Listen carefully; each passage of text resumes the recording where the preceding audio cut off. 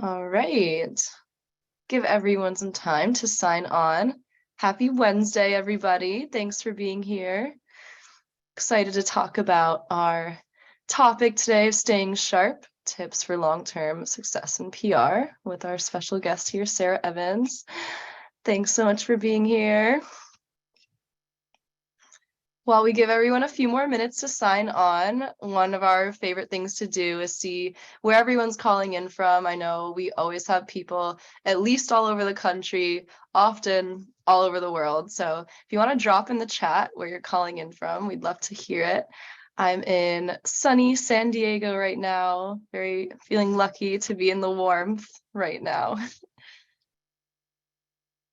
And we have Sarah in Las Vegas. And I won't brag, but I saw it's supposed to be 60 today. And that's after, for us, cold weather for weeks and weeks. So this is a nice treat. Pleasant surprise. I know. It's starting to look up. Very exciting. We see LA close by. Cool. Washington, Columbia. Awesome. So lots of places. Cool. We still have some people filing in. We'll give a few more minutes here. While we wait, though, we have a poll that I want to ask you all before we get going. So we'll launch that here. It is, does your workplace actively promote professional development or continued education opportunities? So whether that be an agency, just for your in-house team as a PR professional or communications professional, is your team encouraging you, requiring you, or something of that degree to continue education? And that also doesn't need to be through like a university setting, of course. That could mean going to a webinar like this, reading through research. You can share in the chat what that means to you too.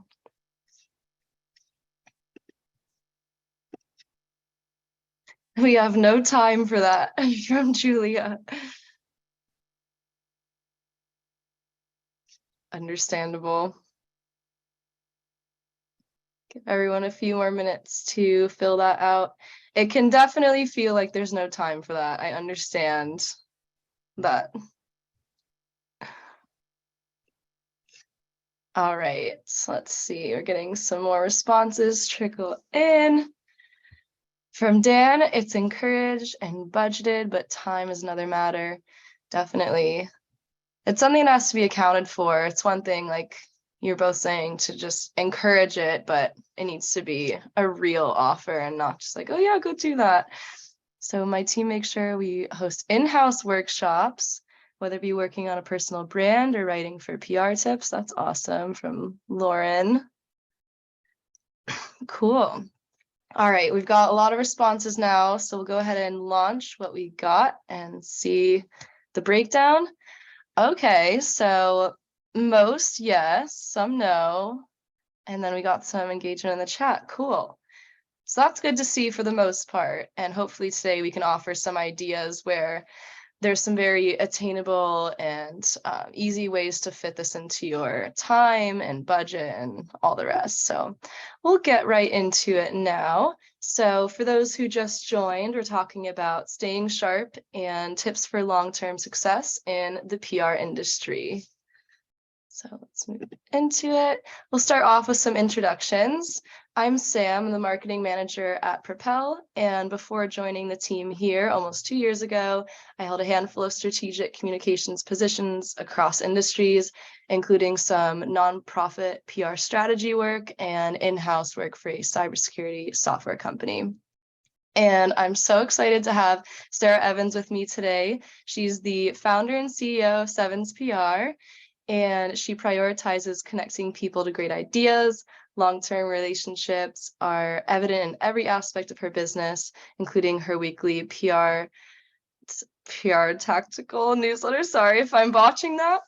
Live Twitter Spaces, chats, and more. Sarah is often sought out as a thought leader and an on-air correspondent to discuss technology, including a focus on consumer tech. And finally, she and Sevans Strategy are regularly ranked as some of the most influential voices in the world of PR, social media, and marketing. So thanks so much for being here with us. I'm so happy to be here. Thanks. Awesome. And last but not least, she is a Propel customer, and we're so lucky to have her. So we'll get into the agenda here. So we'll go over a little more about Propel for those of you who are new to us. We'll talk about data-driven media relations, a team-wide approach to strategy, and then the role of tech in your PR workflow, and finally a success story, because examples are always the best to learn from. So a little more about Propel. It's the first PR tool built by PR people for PR people, which is pretty unique compared to some of the other tools out there. Our CEO, Zach Cutler, founded Propel in 2019 after running his own agency for 9 years. In his agency years, he was always looking out for better technology to help manage his team and better track their goals, reach them more efficiently, and all of the rest. He did not find anything that quite suited the PR workflow, so he actually sold his agency and then dedicated his time to building Propel. So now we're on a mission to democratize PR, make it accessible for everyone. We support leading brands and agencies like Real Chemistry, Microsoft, NPR, and more by reimagining earned media. We have lots of first-of-a-kind features, so if you're curious about that, you can reach out to our team at the end. I'll have contact information for you. Getting into the good stuff, we will kick it off by looking at data-driven media relations.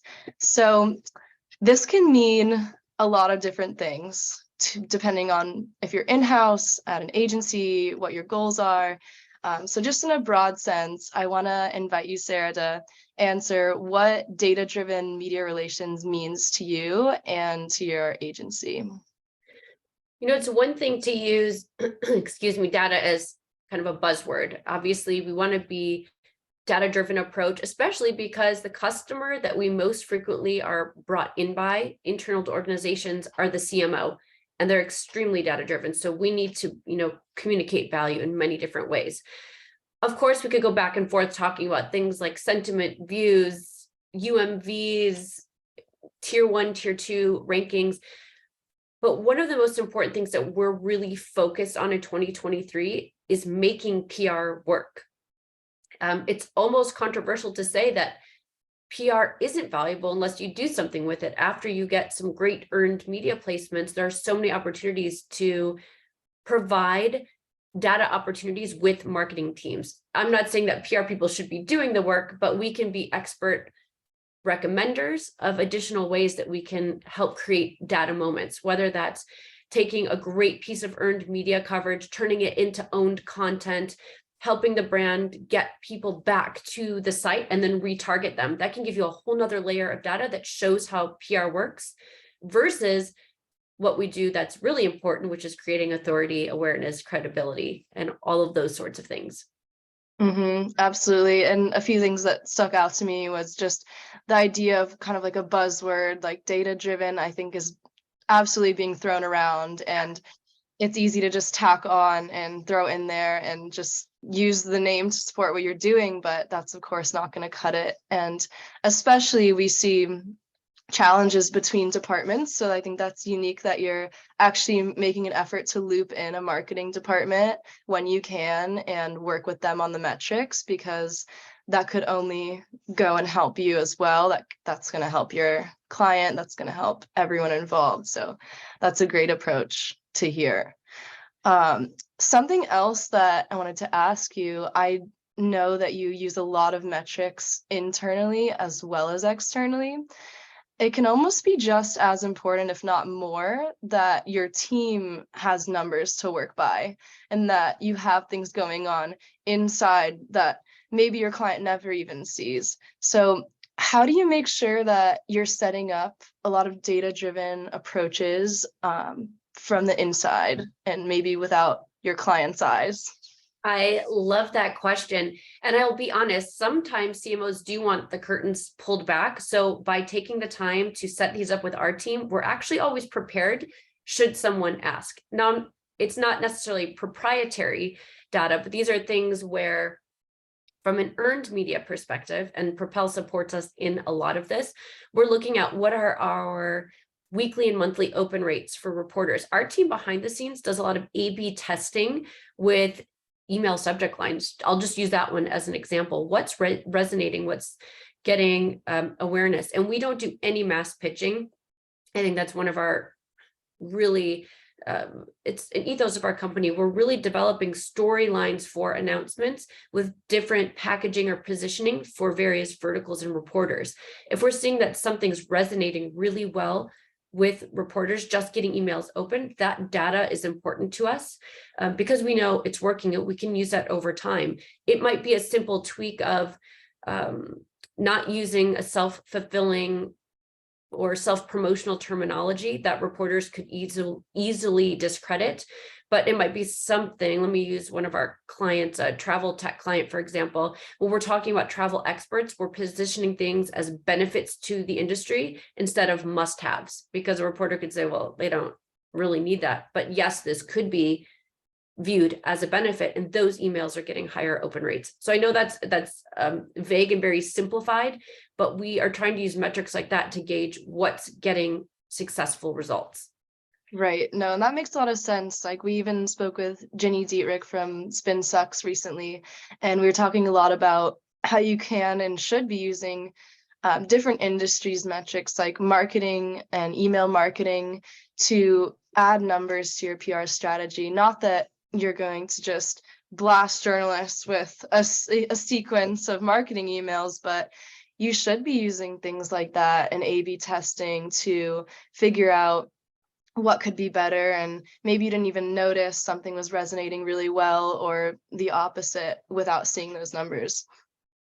Absolutely. We're always looking at open rates, responses, number of views of things. Most important is that we're looking at a partnership with journalists. So we want to be human and we want to give them stuff that they'll actually use.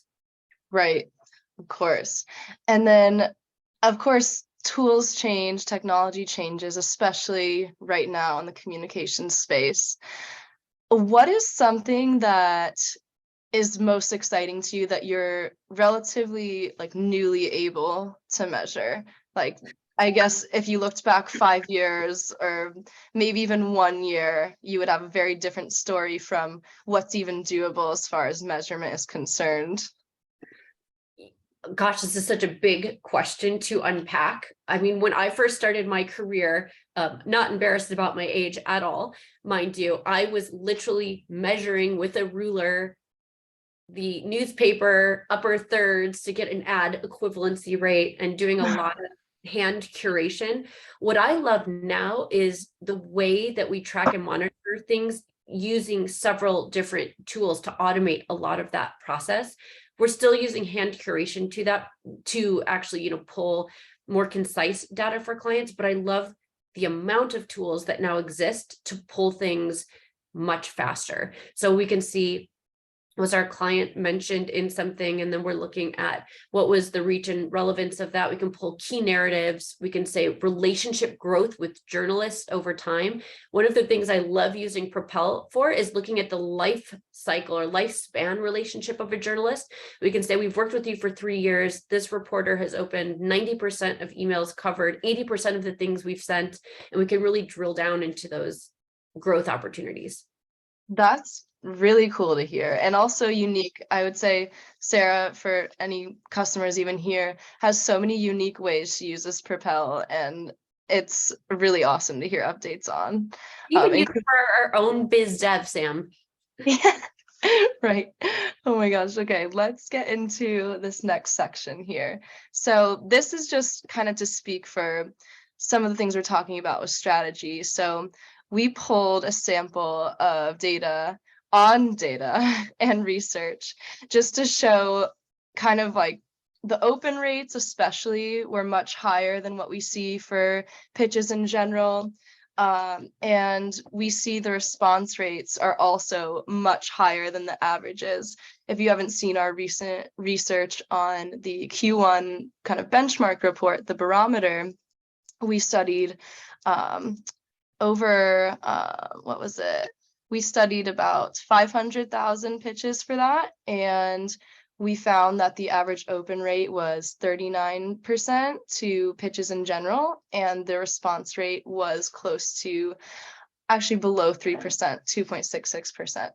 So the point of showing this is just that journalists are even opening these pitches that relate to hard numbers and data and findings and responding to them way more than your average pitch or what else is thrown in there. So just some immediate reactions here. Like I've mentioned, it's kind of clear why these topics would get opened more, responded to more. Sarah, do you predict ahead of time what stories are going to get more traction based on topic, timing, and factors, like in a similar way? Or would you say it's somewhat random when something gains traction over something else? Especially, I know you're very focused with tech clients. We can pretty much predict at this point what's going to get a high open rate. We have it down to, I think, of proprietary science. I mean, it's a little bit of AI, a little bit of human in hand curation to figure this out.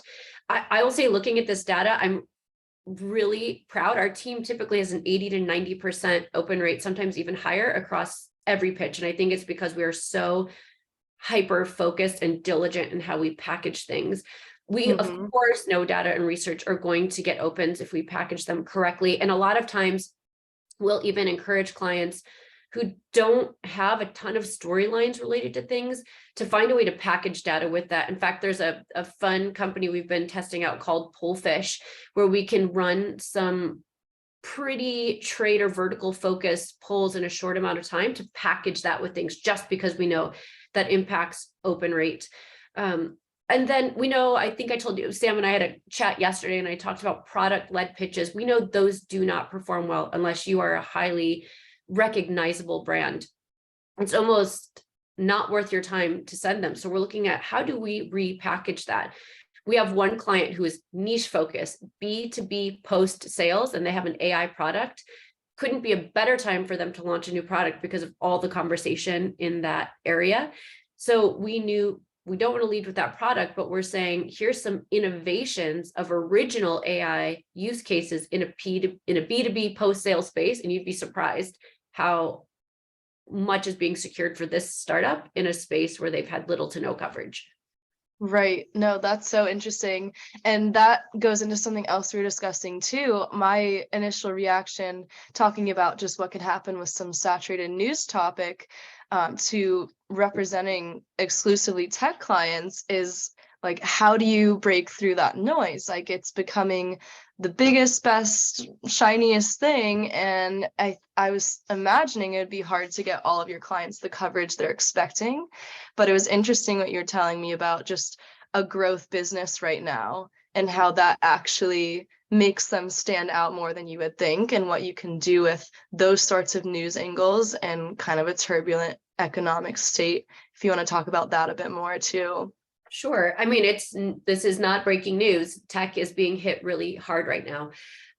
Those who are in a growth stage, meaning they've got money to invest and they're focused on securing new customers, clients, versus those who are in a maintenance mode, especially in the startup space, people in maintenance mode are cutting outside vendors. They might not be doing any PR. So this does open a space for your competitors in a growth market, because you can pitch things that used to be cluttered that might get coverage now. In fact, we're seeing every day X% of layoff on these top tech companies. If you're hiring or you've got any growth numbers, or frankly, Series A or pre-seed rounds, they're actually getting more prominent coverage right now, because it's like, wow, somebody's actually growing. And then opportunities to package stories in a completely different way. Not every startup is going to get Wall Street Journal coverage, but if you're diligent in identifying all of the verticals that a this company can actually touch. And then I call them story starters instead of pitches. So that's more internal jargon, because we're looking at, if we view ourselves as partners, we're not just megaphone pitching things out. We're saying, here's an idea. Have you thought about this? Here's some data. Have you told this side of things? We saw you covered this, but what about this? We can actually use growth mindset to generate more media. That's awesome. And just the fact that you're not mass pitching even to begin with is understandable why you're getting those better rates. And I love that name, the story starters. That's such a much more friendly way to refer to it. I love it. I will tell you just a quick anecdote. I had dinner during CES with a reporter from Axios. She actually used the word when she talked to me as a PR partner, and it just had me repositioning things. I said, I don't know the last time a journalist called me a partner, but she said, well, I get ideas from you guys, so I have to view that way. She goes, obviously, I'm not beholden to you. We're not working together. We're not business partners, but we are story and thought partners. Love that. And I hope more journalists feel that way as we polish up the approach and get mass pitching out of here. So yes, please. Yeah, let's get into this next topic. So, a team-wide approach to pitching news. This is something at Sevans PR that I just found really unique, and I just hear from speaking with Sarah from time to time that their team collaborates on accounts and actually individual pitches and all the way down to the subject line, like more than you would imagine and more than most agencies maybe ever discuss an account. So I want to talk about a team-wide approach a little bit. Brainstorming time. So a lot of people argue, for one, that too many meetings or too much group work is maybe inefficient or exhausting. So I'm curious how you structure that at your agency, and if you want to just explain more from your perspective what I'm talking about and what that means for your team. Sure. I want to give a shout out here to our managing director, Sarah Mauji. She has been really instrumental in helping bring this to life. We have always been remote and decentralized before it was cool for the past 12 years. So finding ways to collaborate has always been really important. Also, without being a micromanager, I needed to figure out who's talking about what's working. Pre-Propel, this was an absolute nightmare. It's definitely gotten, I don't want to say even better, it's completely turned around. So it's, with Propel saving us all this time, we're able to now do internal documents. We've got this completely templatized how we actually do this, of all of the different storylines, how we can strategically approach this. And we build that out for every single monthly storylines and story starters, major announcements, or anything else a client has going on. And we're not competitive as a team, meaning it's not like so-and-so secured 3 placements, this person secured 1, because every announcement has their own nuances, and somebody might be a stronger byline pitcher versus, tier 1 business pitcher. So we look at that as collaborative, but we're all arming ourselves with what we call story starter templates or pitch templates that we can then modify depending on who we're pitching or where that outreach goes, because it needs to be personalized, it needs to be pivoted, and then we can add in our own content, but we're working from a centralized source of truth document. And I really think that is a game changer. And it's not something that I view as proprietary. I wish our industry did that more, because we're not throwing something on, say, for example, a junior person who's coming onto account. We're like, here's your story, go pitch and get wins, and then holding them to unrealistic deliverables. Absolutely. I'm so glad to hear that Propel has helped you out with that. And that is a nightmare, like spreadsheets floating around, everyone having their own, making copies, forgetting which one. Dead to us. So that's awesome. So you've always had that collaborative approach, or did that kind of evolve as your agency evolved? I believe we've always had it. And I mean, I don't consider myself a micromanager, but I think originally that's probably how it started, because I was like, how can I trust this person that I've never met in real life to also hold dearly this client's brand identity and image? So I needed to know that I could trust people to talk about a client in the same way that I would. and represent them. And I think this now has evolved to just, it's a standardized best practice representative of working with Sevans. Awesome. Yeah, that's great. Tying in some resource conversation, a big reason we wanted to have this webinar is just to give you all some tools to stay sharp, if you will. So what are some of your favorite go-to like inspiration sources when you have a really challenging news angle that you're trying to iron out? Okay, so let me talk through. I made notes here for myself yesterday, but I like how you worded the question a bit differently today. So one of the things I set up for myself, and I'm maybe invested in about an hour and a half in doing this, is I created a bunch of Twitter lists, and you can actually find them on my Twitter profile of different groupings of journalists. It might be morning show producers or tech editors or various beat writers. I then connected those with shortcuts on my iPhone, so I get text messages in the morning of the most important list that I want to check, so I can quickly look at trends and themes of what these folks are talking about.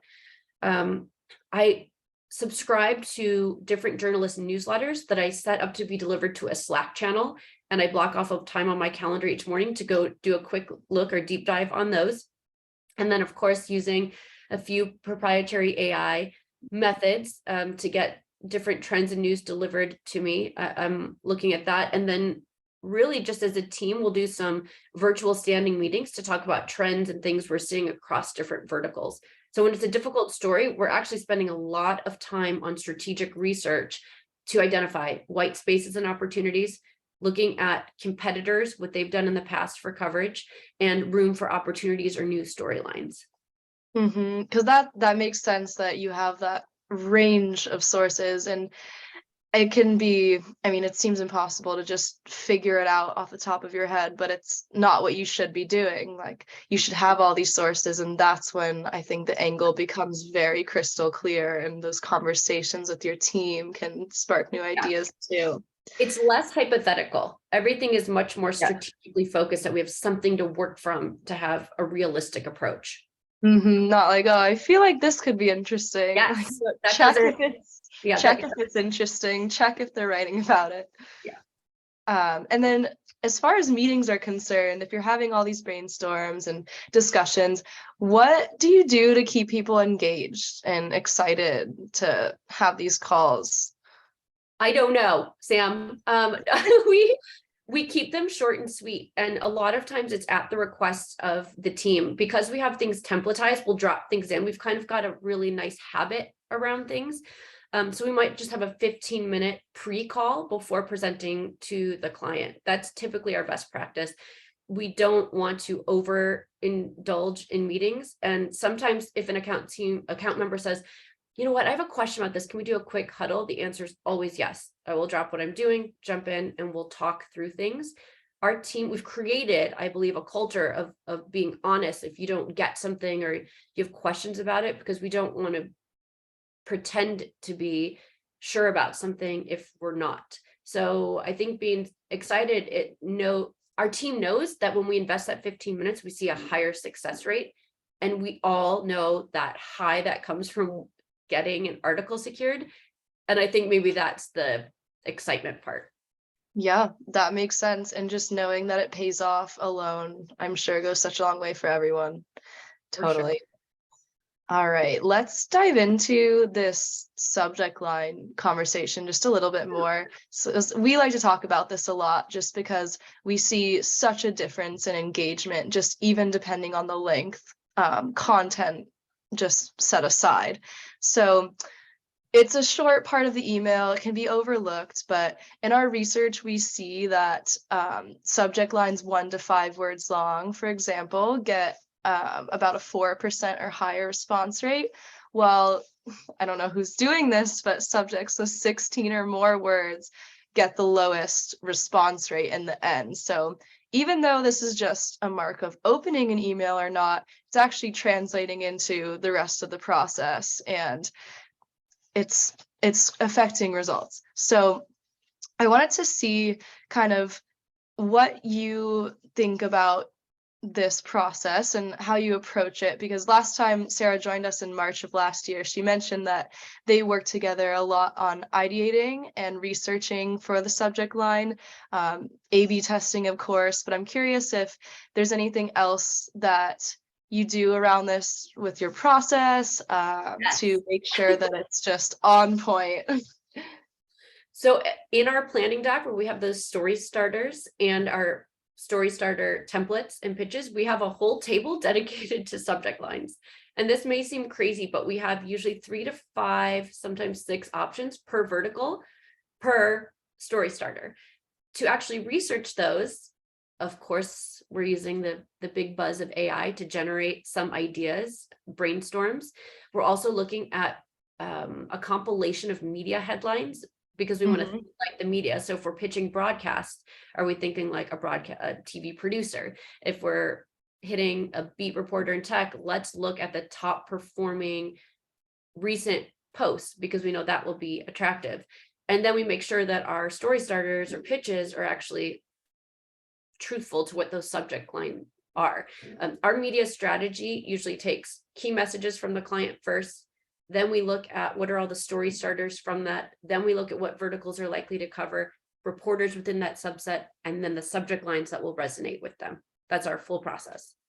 That's amazing. I hope more people are doing that. Could it come down to just one word for you guys? Or is it Sure. more When we yeah. have a good relationship, I'll just say hi. Yeah. Right? That's awesome. And I'm curious too about the email marketing tactic. Do you ever pull inspiration from email marketing or no? I usually go against or do the direct opposite of email marketing. I think the journalists I know would say, we know right away you're full of doo-doo. Fair.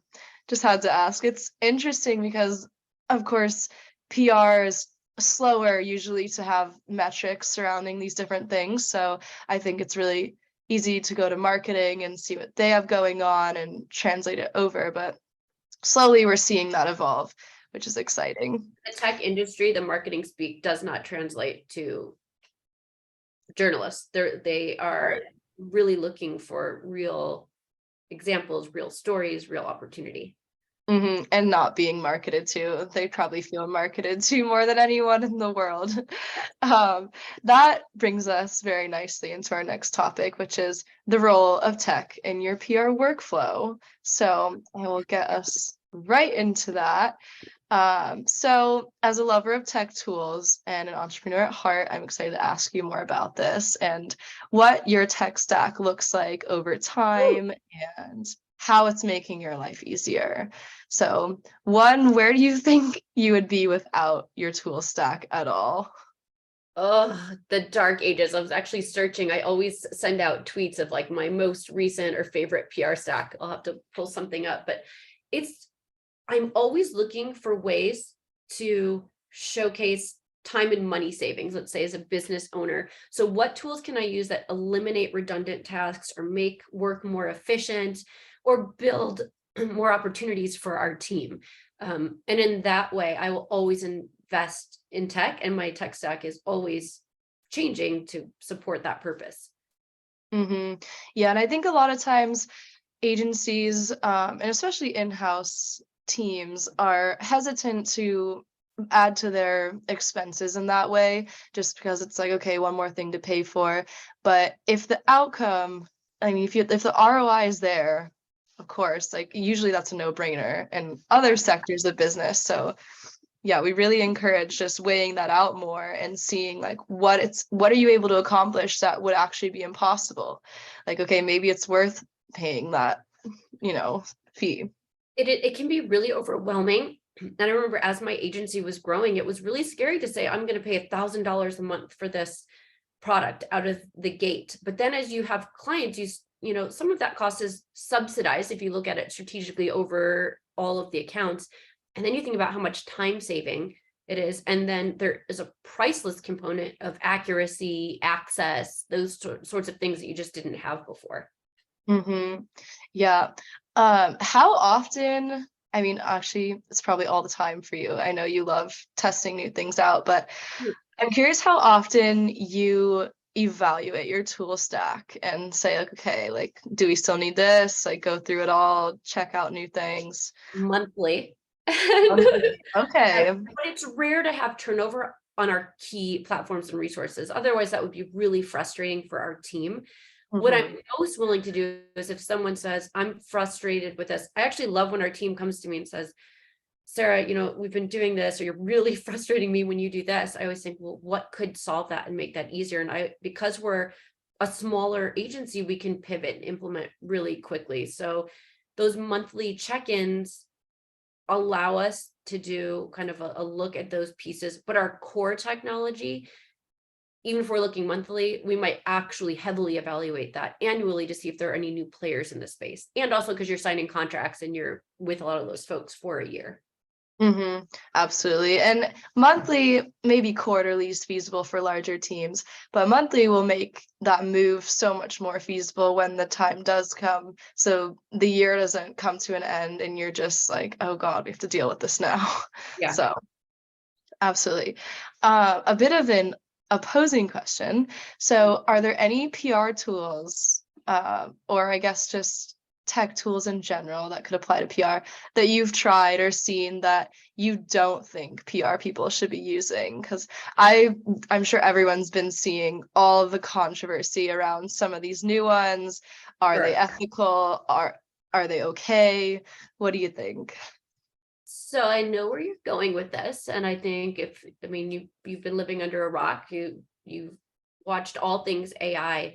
I think for our industry, plagiarism or blatant copying you could argue it's always been an issue, right? Because there's so much content available. People can use these things as resources, but they shouldn't drive the public end result of the work you do. You can use them for prompts, ideas to create content more efficiently, but they can't be the end product. I guess that would be my response to that.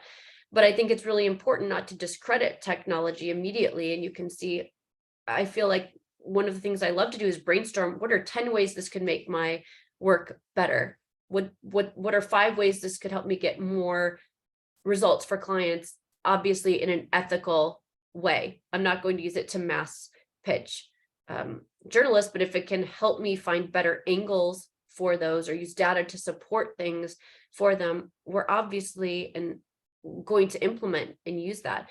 I think we all have to be good stewards of our industry and make sure that we're representing the best of PR, because if there's a subset of PR people doing things unethically, it ruins it for the masses. And then we have to do our own crisis comms and crisis management to rebuild the lost credibility.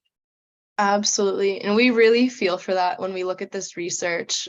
We do quarterly reports for anyone who's new, and we always look at about 500,000 pitches, and it's unbelievable what we're seeing. Like, for every 100 pitches sent out, 3 get responded to, and that's on the high end. So that really comes into that idea of mass pitching and just people with mailing lists of hundreds of people that they're just, like you said, almost ruining it for everyone else. So there are so many facets of PR to be very careful with, and that I think it is everyone's responsibility to really take control of in that way. Building on that a little bit more, let's see if I can switch this. Okay, cool. So technology aside, just to kind of wrap things up, what are a few skills that you think are so important to really just continue building no matter what stage of your career you're at, whether you're senior level, entry level, what PR skills need to be there without the technology? I'm so glad you asked this. And Sam, I want to give you credit for what I'm about to say, because our conversation yesterday got me thinking pretty intensely about opportunities, especially for junior, entry level and junior level PR folks. One of the things we've found with either our clients or talking to other executives, or in our biz dev findings, talking to potential clients about what they don't like, many times they'll mention things like getting put with a junior level person on an account team, being sold one thing and delivered another. But when you actually push a little harder to find out why, it's because they feel they lack strategic direction or the ability to communicate to the executive audience. Hmm. What should remain tech free is really building those skill sets. But it's almost a catch-22. Where can they build the skill sets, right? They can't just get thrown into an account, but how do they get the experience? So my managing director and I were talking last night. We're like, we should host some sort of meetup, not a webinar, but some sort of like targeted, I don't know, mastermind session for junior level folks who are looking to build strategic comms skills to elevate their career and give them some actual tools and resources, because that could be game changing for them. So there's no tech involved in that. It's just learning to think like an executive and getting access, because so many of us, including myself, have to learn it on the fly. And early on, I will tell you, I went through everything, being a young woman in a predominantly male industry when I first started my career, and being discredited because I understood how to do something, but I didn't know how to communicate that I knew how to do it. And just to have the confidence of knowing like what you're saying is right. Like if you don't know if it is, it's where's that confidence going to come from? I think that would be amazing. And you would never have to worry about hiring again. You would have like your backlog Right. of options who know the skills you want them to have. That sounds genius. I just read a report, or not a report. I was listening to someone the other day talking about how women are more likely, especially young women, to use ums and pauses when they're communicating. And it's not because they don't know what they want to say. It's because they're being mindful, giving an opportunity for people to process what they're saying or to be intentional with what their next statement is. Interesting. I believe it. Let's see. So building off of that a little bit, you already kind of said it's not very clear. It's not very clear how to teach these skills just to people in their first job coming into the workplace. Have you put together any systems for kind of this on-the-job teaching, even if it's not an entry-level employee, like how we started off the poll in the beginning, like does your organization promote professional development or promote growing these skills that we're talking about? How do you approach that? Okay, so one of the things that we have, and I believe it hits a lot of, or ticks a lot of the boxes on what I just said, we do something when we onboard our retainer clients called a 16-point comms analysis. And anybody that participates in this process essentially is getting a mini MBA in that industry, because you're doing so much research at onboarding. It's part of that immersion and onboarding process, but it drives the earned media strategy. They learn how to communicate and speak with authority on an industry, a vertical, and the competitive landscape. And I think if this could become a best practice across the PR industry, it would really change how agencies and account teams are viewed as authoritative. Yeah, that would be a game changer. I agree. That is proprietary though. Oh my gosh. Okay, to wrap this up, are there any other tips you want to share as to how you stay just on top of your game, cutting edge? I saw the reason I even reached out to Sarah, I saw she was posting about just those fundamental core tips to just get ahead in your industry. One I saw was getting up or starting work an hour before everyone else, which that's brutal and I'm sure very effective. But if you want to share anything else. Sure. I acknowledge it's the worst advice ever, but I will tell you, I'm the mother of 2 young children. We have 2 puppies. I am married. And that time is my quadrant 2 time. If you're a 7 Habits of Highly Effective People reader, that was one of the fundamental pieces when I first started my career. So it always sticks with me. That planning and non-urgent time is really important. And I find I can only get to that if I jump online an hour earlier before you start getting all of the incoming messages. It is an investment in organization, career development, all of those things. So I'm not asking you to work an extra hour, but I'm an owner, an entrepreneur, and I need that to stay ahead. I already mentioned the comms competitive analysis. If you develop your own version of it, that's great, but I think that's really essential to being able to talk like an executive. Storyline planning by vertical, which we talked about, story starters, I think that is essential. I use blatant promotion Propel as a mission control. I told you this, Sam. I have a computer monitor on my right side where I have every pitching initiative currently in motion open in a specific tab. So I can quickly refresh those things. It's like we talked about the airport terminal. I treat it like that so I can always see at a glance. And I feel like it makes me such a better agency owner and non-micromanager. And then the last tip would be A/B testing your subject lines, at least giving yourself 2 options. It doesn't have to be as intense as we are, but giving yourself alternate options if something isn't working. Absolutely. I love the mission control Propel tip. That is something, I think you're our only customer that has done Woo! that. And I honestly think it would just be the biggest game changer. That sounds so awesome. Really fun tip about that. We have a broken TV. We had to buy a new one because this one aged out. I'm going to be mounting as essentially a monitor. I want to put that up in the center part of our office so we can see that at any given time. It's not done yet, but the TV is literally sitting in the next room. Amazing. Which it's that fast too. Like with the speed of news, like you want to know in your story funnel, like the second the pitch is open, the second it's responded to, I mean, it seems exciting too. All right, last but not least is actually one of my favorite parts of the webinar. We have a success story that Sarah is kind enough to walk you through, just to piece everything together and give you an example of everything we're talking about coming together with all these best practices. So I'll let you take it away. Awesome. I think this is just a great example of the type of work we do. I intentionally picked a brand that had little to no media coverage, low brand awareness, and how we walked them through the cycle of generating media coverage. Obviously, we use Propel along with our own proprietary methodologies, and we do get to do some pretty cool things. So I'm going to talk about this tech-enabled manufacturing platform. They did have a Series B funding announcement, which I will admit is a game changer, right? It's harder to get coverage when you don't have any credibility or authority opportunities. And we really use series funding announcements for startups to start the ball rolling for additional media coverage, especially when these same audiences are setting themselves up already for the next round of funding and to secure customers and also become authoritative in their respective areas.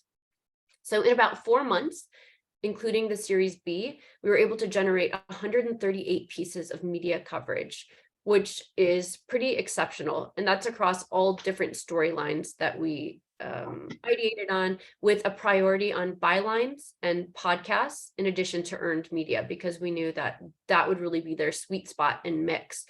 The articles ended up with 100% sentiment of positivity. We were able to get a lot of the key messages through the byline strategy. Reporters obviously did their due diligence in an unbiased way in telling the stories, and we rounded that out with that byline coverage.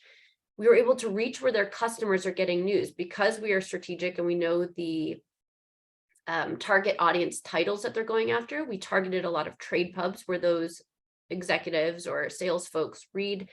And we actually, using Propel and integrated with Google Analytics, could see that we were driving traffic back to their platform through the media secured.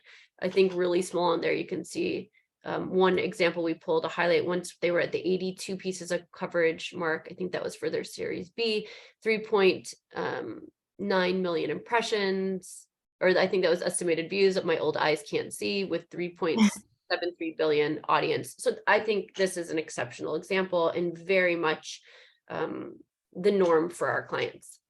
This is incredible and a very impressive norm too. I hope someone threw a party around this campaign, whether it was your team or theirs. Well, This is amazing. Let me tell you, we still have growth to do in helping clients understand when something is really good. Mm-hmm. And that's where the metrics come in. If you tell them these things and it's like very vague and yeah, it's great and it was positive, like that's not going to do it. So yes, you have to come in with these metrics and paint it out for them, because for those of us who studied PR, like it's clear to us when these things happen and what it's going to do, but that does not matter to the business unless it's clear how it's affecting it. So Yeah. that's huge here. Another thing that stands out is the variety of channels and different types of publications you went for. If you want to get 138 pieces of media coverage, your media list can't be this like basically just very narrow list of tier 1 publications. Like that's never going to get you this volume and these results. So that's something we also really like to remind PR people and advise in strategy is focus on those trade publications. Like if your message is going to help that audience very specifically, the more specific, the better, because that's what's actually going to drive business goals to convert to. So that's I mean, Sam, for this client, we had obviously tier 1 tech, VC, equity, B2B, SaaS, India, US, technology, location specific for when they do events. Like they were at Las Vegas Fashion Week. So we were able to hit Las Vegas plus California and I think Arizona news. They were at events in New York. So we got to hit New York local media. So we really, it was a wide range of verticals. Absolutely. And going forward, that will make your tier 1 placements so much more attainable. So win, win, win around the board. Thank you for sharing about this. We already briefly touched on our PR tips for the road. If there's anything else you want to throw in, you're welcome to, but I asked you this already. I'm sorry about that. That's okay. I think I always have more. I'll selfishly say I would love to connect with all of you and find out what you're working on. I think the best way to champion growth is to ask questions and to have a group of like-minded people where you can, if you're really passionate about PR, ask the hard questions and find out what other people are doing. I have other agency owners that we text each other almost daily to talk about, what's happening, what are you experiencing, how are your Q1 metrics? Because my word for the year is abundance. I love sharing that information with them because I believe there's more than enough business for all of us. So we actually want to help each other.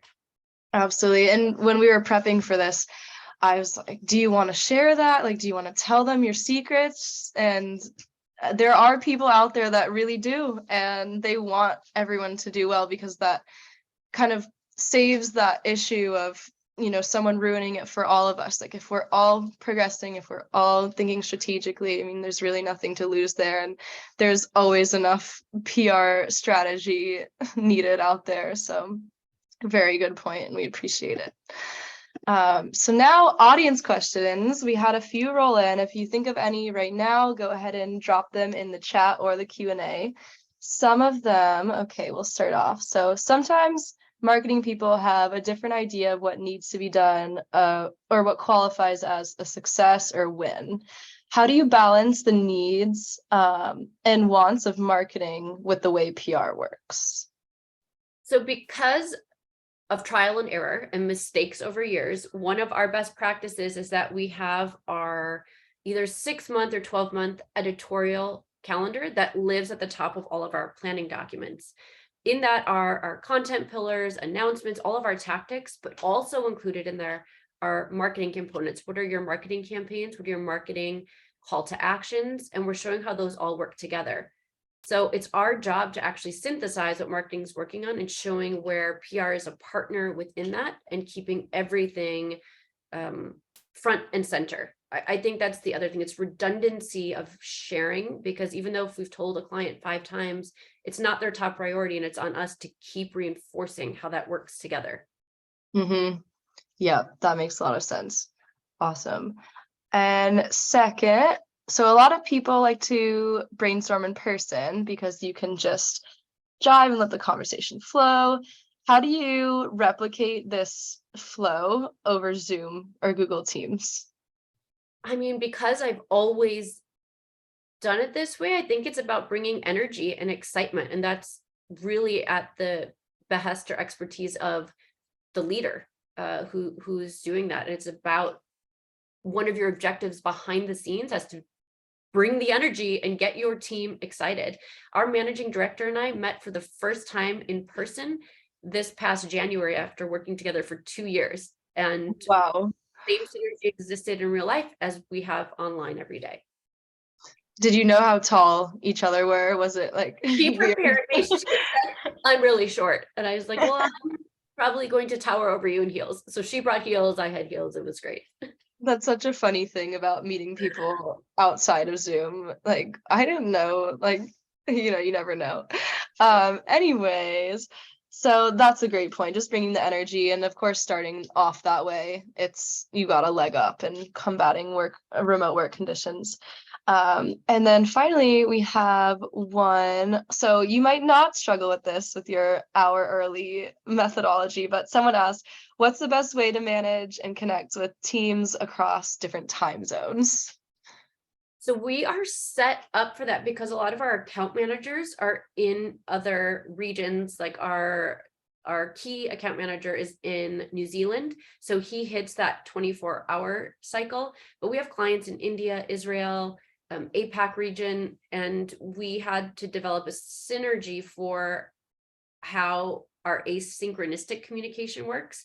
We're also mindful of doing at least a monthly check-in at a time that works best for them. So sometimes I'll do later night meetings or really early morning meetings to connect with them. Mm-hmm. That makes a lot of sense. I can relate to that. We have a lot of team members in Israel. We have one in London, and we have people moving around all the time. So I would agree. It really comes down to that asynchronous understanding and planning. And I always know, okay, I need to log on first thing, ask my questions, and then work independently, while the half of the company logs off. One other thing, we've templatized a lot of our Slack messages too. So we know our team knows like how we report out on a daily or weekly basis to give a synopsis to clients. So they always have the most up-to-date kind of workflow. Yeah, that's big. And finally, last but not least from Catalina, how do you select articles to be emailed to your Slack? How do you create those criteria? Maybe you guys can connect on that. I mean, that's just due diligence and hand curation of journalists and articles that I want to follow. I subscribe to them and create a forwarding email address to the Slack channel that I've created.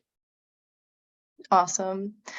Very good. Okay, so we will wrap it up to be aware of everyone's time, but thank you all for being here. And if you want to reach out to me, here's my contact information if you have any questions. Sarah, if you want to drop yours in the chat, we had a few people were saying like, oh, would love a meetup, would love to connect. So if you want to share your info, I'm sure they'd be happy to have it too. But yeah, I hope you all loved the webinar today, learned a lot, and we look forward to the next one. Thanks for being here, Sarah. Thank you guys. I appreciate it. Great work, Sam. Thanks. Have a good one. Bye.